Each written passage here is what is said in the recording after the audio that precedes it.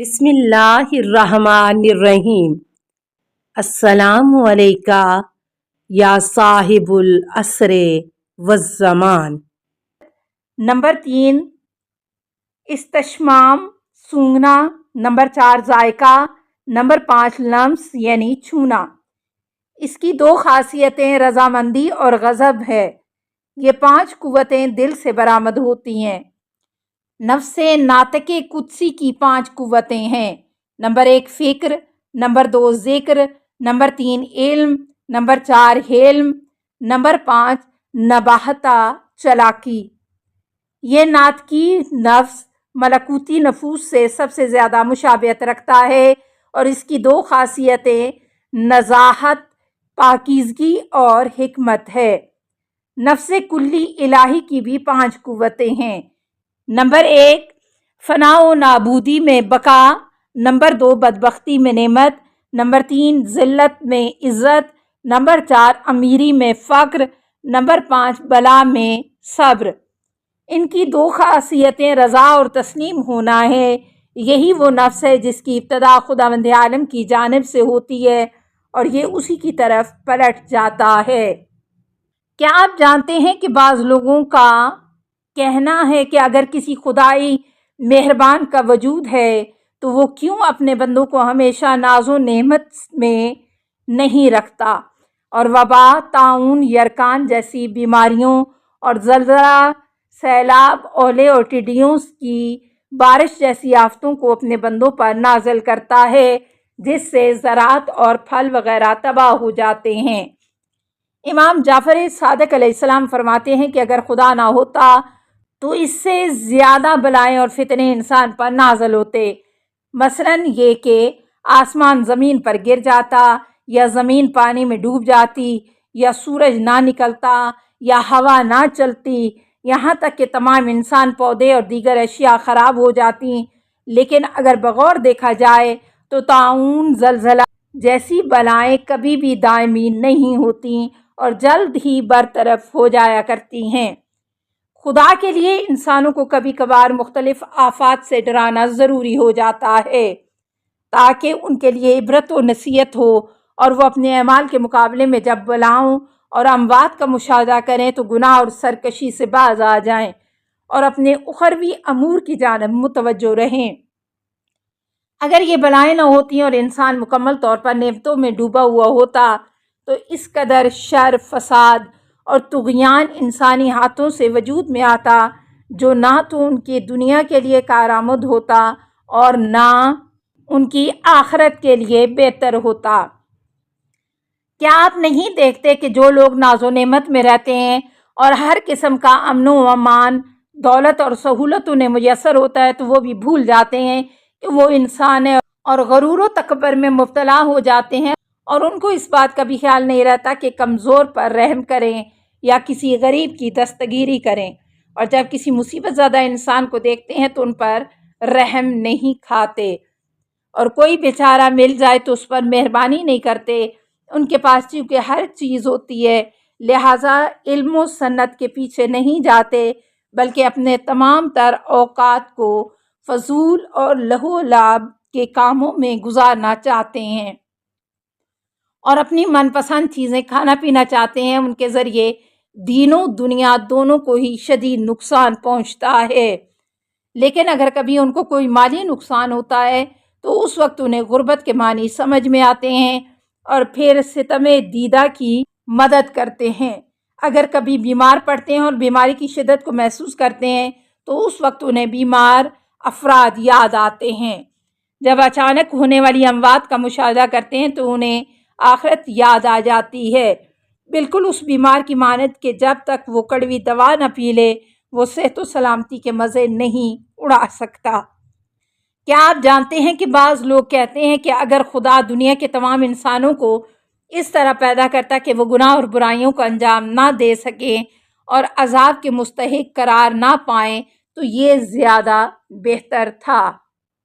امام جعفر صادق علیہ السلام فرماتے ہیں، آپ ایک ایسے شخص کو فرض کر لیں جو صحیح و سالم جسم اور صحیح عقائد کا مالک ہو اور اسے ہر قسم کی سہولت بھی میسر ہو، جبکہ کوئی دوسرا شخص اس کے عیش و آرام کے اسباب بھی مہیا کرے، اور یہ سب بغیر کسی کوشش، عمل اور حق کے عوض کے ہو۔ کیا صاحب عقل انسان کی عقل اس کام کا حکم دیتی ہے؟ کیا انسان کا دل اس بات پر راضی ہوگا؟ کیا ایسا انسان جس نے کوئی حرکت یا محنت نہیں کی اجر کا مستحق قرار پائے؟ اجر اور ثواب پانا اسی وقت مزہ دے گا جب انسان نے اسے حاصل کرنے کے لیے کوشش کی ہو۔ مؤلف کا کہنا ہے کہ بالکل ایسا ہے جیسے فٹ بال کی ساری ٹیموں کو اکٹھا کیا جائے اور ہر ٹیم کو ایک ایک کپ دے دیا جائے۔ مقابلے کے بغیر انعام پانے سے کپ کی اہمیت بھی کم ہو جائے گی اور اس کے حاصل کرنے میں بھی مزہ نہیں آئے گا، کیونکہ یہ کپ بغیر کسی آزمائش اور کوشش کے ملا ہے۔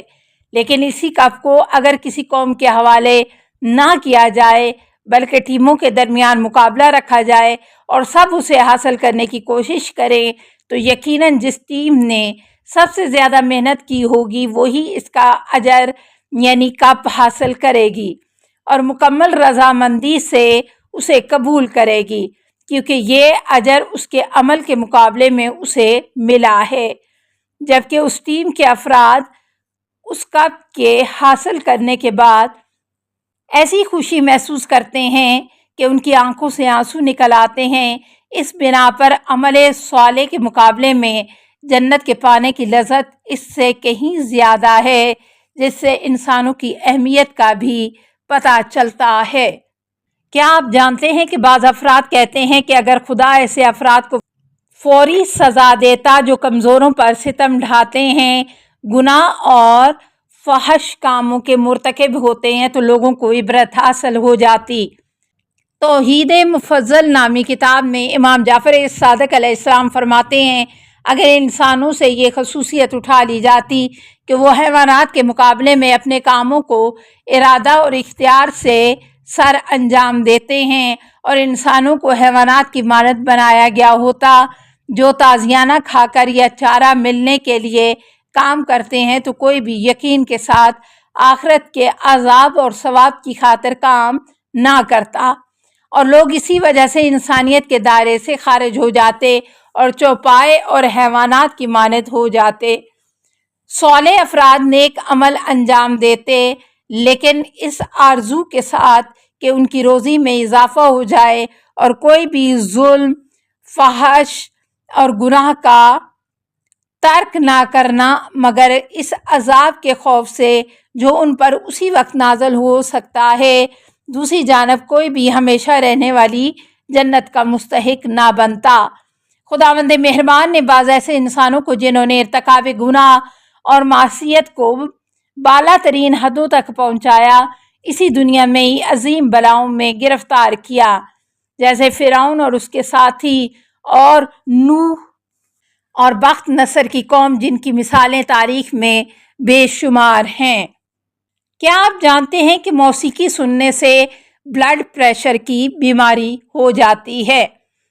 یورپ کے ایک ڈاکٹر نے بلڈ پریشر کی وجوہات کی تحقیق کے دوران، جو کہ ماڈرن دنیا میں بہت زیادہ پھیل چکی ہے، بلڈ پریشر کے آلے کو بازو پر باندھا اور ریڈیو کو چلانے کے بعد اس کی موسیقی کے مختلف پروگراموں کو سننے کے بعد مندرجہ ذیل نتائج حاصل کیے۔